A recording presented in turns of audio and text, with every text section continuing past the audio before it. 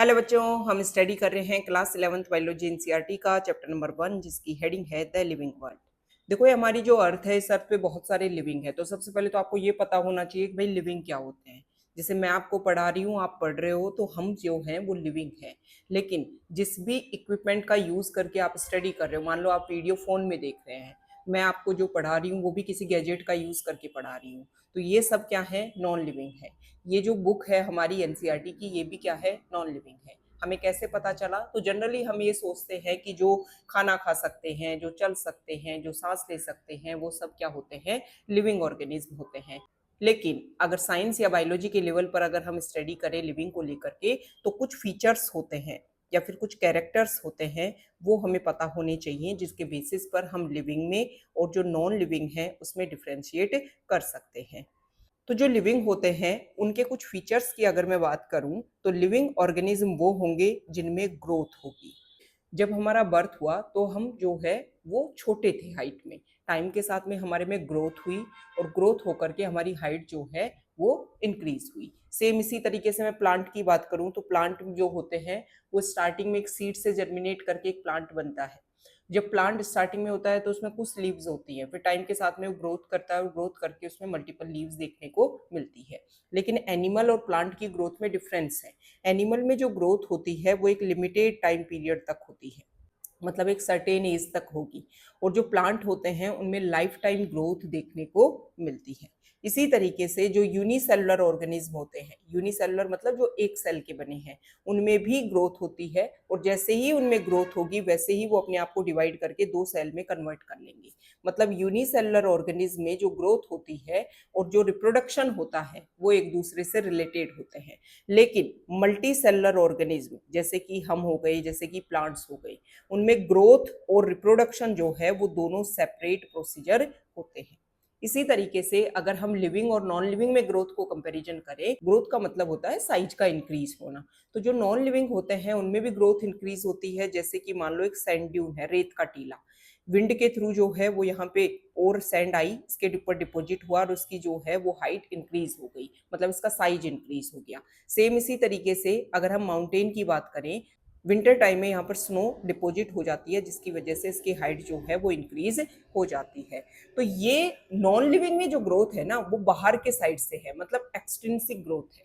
लेकिन हमारे में जो ग्रोथ होती है, लिविंग में जो ग्रोथ होती है, वो इंट्रिंसिक होती है। इंट्रिंसिक का मतलब हमारे में ऐसा नहीं है जब हमारी हाइट बढ़ रही है तो बाहर से आकर के कुछ चिपक गया बॉडी पे तब जाकर के हाइट बढ़ गई। हमारे अंदर से जो सेल्स होती हैं वो डिवाइड करती हैं, तब जाकर के हमारी हाइट जो है वो इंक्रीज होती है। मतलब लिविंग और नॉन लिविंग ग्रोथ दोनों में देखने को मिल सकती है। लेकिन जो इंट्रिंसिक ग्रोथ है वो सिर्फ और सिर्फ किस में देखने को मिलती है? लिविंग ऑर्गेनिज्म में देखने को मिलती है।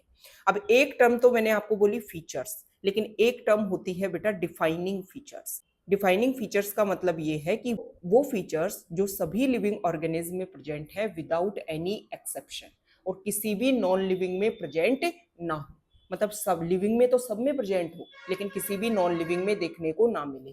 तो ग्रोथ जो है वो लिविंग में भी देखने को मिलती है, नॉन लिविंग में भी। लेकिन अगर मैं इंट्रिंसिक ग्रोथ की बात करूं तो ये सिर्फ लिविंग ऑर्गेनिज्म में देखने को मिलती है।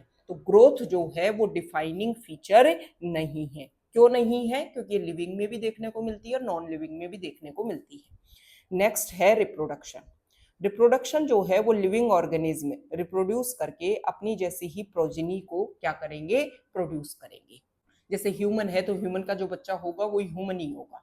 जैसे कोई सीप है तो सीप का जो बच्चा होगा वो सीप ही होगा। इसी तरीके से कोई कैमल है तो कैमल का बच्चा कैमल ही होगा। ठीक है। कोई प्लांट है तो उस प्लांट, जैसे मैंगो का प्लांट है तो उसमें जो सीड बनेगा उस सीड को अगर हम जर्मिनेट करें तो उस सीड से मैंगो ही बनेगा।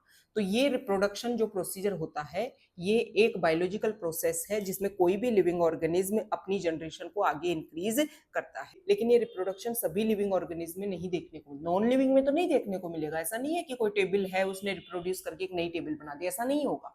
लेकिन ये सभी लिविंग में भी नहीं देखने को मिलता। जैसे कि कुछ इनफर्टाइल कपल्स होते हैं, कुछ ऐसे कपल्स होते हैं ह्यूमन जिनके कभी भी लाइफ में बच्चे नहीं हो पाते हैं। इसके अलावा जो वर्कर हनी बी होती है वो भी अपने बच्चे पैदा नहीं कर सकती।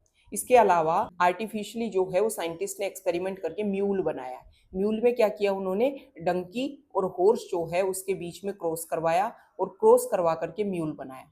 जब भी कोई नया म्यूल बनाना होगा तो ऐसा नहीं है 2 म्यूल में क्रॉस करवाया, उनमें सेक्सुअल रिप्रोडक्शन करवाया तो नया म्यूल बन गया। जब भी नया म्यूल बनाना होगा तो डंकी और हॉर्स में ही क्रॉस करवाना होगा, तब जाकर के म्यूल का फॉर्मेशन होगा।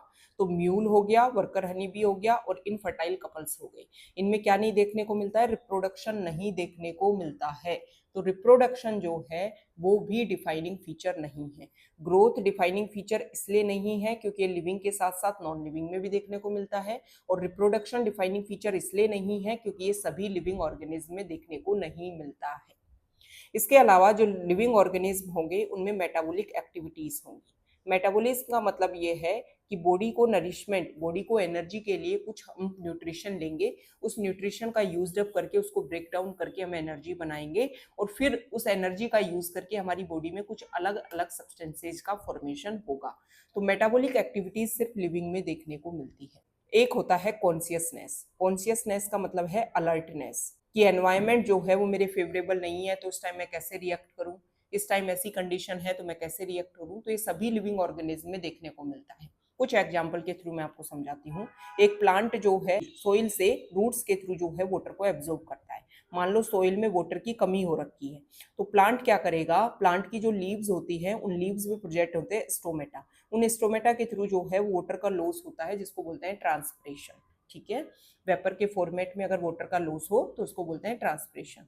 तो उस टाइम में प्लांट जो है वो अपनी लीव्स को कर्ल कर लेगा, स्टोमेटा को क्लोज कर लेगा, जो गार्ड सेल्स होती हैं वो वाटर को लूज कर देंगी, जिसकी वजह से क्या हो जाएंगी, वो फ्लैसिड हो जाएंगे, स्टोमेटा क्लोज हो जाएंगी। तो ये प्लांट को पता है कि ये कंडीशन हो रखी है तो उसके अकॉर्डिंग मुझे कैसे रिएक्ट करना है। इसी तरीके से एक बैक्टीरिया होता है जिसके बारे में हम सेकंड चैप्टर बायोलॉजिकल क्लासिफिकेशन में पढ़ेंगे। बैक्टीरिया जो है उनको पता है कि अनफेवरेबल कंडीशन चल रही है तो वो अपने सब कुछ इंपोर्टेंट मटेरियल को लेकर के एक टफ कवरिंग बना लेगा और अपने आप को स्पोर में कन्वर्ट कर लेगा। जब फेवरेबल कंडीशन आएगी तो ये स्पोर की जो हार्ड कवरिंग है इसको ब्रेक करेगा और अपने आप को बाइनरी फिजन के थ्रू जो है वो रिप्रोड्यूस करेगा। तो ये तरीका हो गया कि किस तरीके से अनफेवरेबल कंडीशन में लिविंग ऑर्गेनिज्म अपने आप को कैसे सर्वाइव करते हैं। तो एक फीचर होता है सेल्यूलर ऑर्गेनाइजेशन। जो भी लिविंग ऑर्गेनिज्म होंगे उनमें मिनिमम एक सेल होना जरूरी है, क्योंकि हमने बचपन से पढ़ रखा है कि cell is the basic unit of life. अगर कोई लिविंग ऑर्गेनिज्म है तो सेल होना जरूरी है, मिनिमम 1। तो एक से ज्यादा कितनी भी हो सकती हैं। तो फिर जब मल्टीपल सेल्स होंगी तो उनमें कोऑर्डिनेशन होकर के टिश्यू बन सकते हैं, कोऑर्डिनेशन होकर के ऑर्गन बन सकते हैं, ऑर्गन में कोऑर्डिनेशन होकर के ऑर्गन सिस्टम बन सकता है। Cell is the structural and functional unit of life. अगर लिविंग है तो सेल होना जरूरी है। जैसे कि हम एक एक्सेप्शन पढ़ते हैं वायरस, वायरस को हम लिविंग नहीं बोलते हैं, वायरस लिविंग और नॉन लिविंग के बीच की कनेक्टिंग लिंक है, क्योंकि इनमें जो है वो एक भी सेल प्रेजेंट नहीं होती है। वायरस में सिर्फ प्रोटीन की कवरिंग होगी, अंदर जेनेटिक मटेरियल होगा, तो इसको जो है वो लिविंग नहीं बोला जाता है वायरस को। वायरस को जब भी अपने आप को मल्टीप्लाई करना होता है, सेल्फ रेप्लिकेट नहीं कर पाता है, किसी होस्ट की बॉडी में एंटर करके अपने आप को मल्टीप्लाई करता है। तो हमने यहाँ पे ये डिस्कस कर लिया है कि लिविंग ऑर्गेनिज्म होने के लिए क्या क्या फीचर्स होने चाहिए। तो इन फीचर्स के बेसिस पे आप लिविंग ऑर्गेनिज्म और नॉन लिविंग ऑर्गेनिज्म के बीच में डिफरेंशिएट कर सकते हो। Okay, thank you.